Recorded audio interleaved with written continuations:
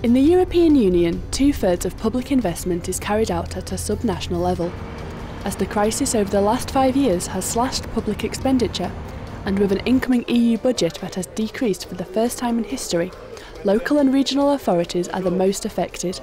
During these times of economic crisis, and with some figures which are unacceptable, the need to create jobs is more than ever evident. Still, regions and cities are the key drivers to transform our continent into a sustainable, smart and inclusive society in line with the Europe 2020 strategy. I'm convinced that in 20 years' time, competition won't be between member states, but basically between regions in Europe. The question, therefore, of how to best invest the available money could not be more relevant. What does the future hold for the financing of Europe's cities and regions, and how can we do more with less?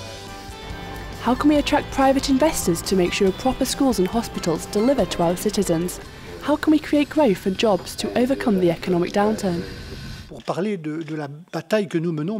To provide an illustration for the major battle that we're fighting today, the battle for competitiveness, the battle for growth, for jobs, the battle to get us out of the economic crisis. Many of these burning issues were discussed at the conference Investing in Europe's Regions and Cities, Maximising the Impact of Local and Regional Public Expenditure. It was co-organised by the Committee of the Regions and the European Investment Bank, with the support of the Irish Presidency of the Council of the EU. Financing local government needs deep reform and innovative thinking. Policy coordination, transparency and information sharing across all levels of government is crucial, and this can be achieved by developing greater synergies between the different public budgets, EU, Member State and local and regional, and also involving regions in drawing up European and national reform plans. In recent years, good practices have combined investments in physical infrastructure with the development of soft infrastructures, such as skills and education, innovation and human capital. Better partnerships with private investors are also of paramount importance to reduce costs and risks.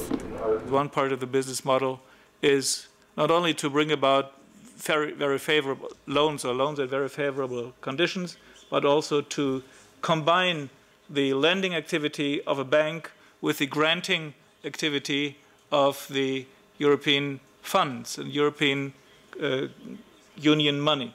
The event featured national, regional and local members of government and parliament, high-level officials and representatives of EU institutions, financial institutions, international organisations, European associations, businesses and academia.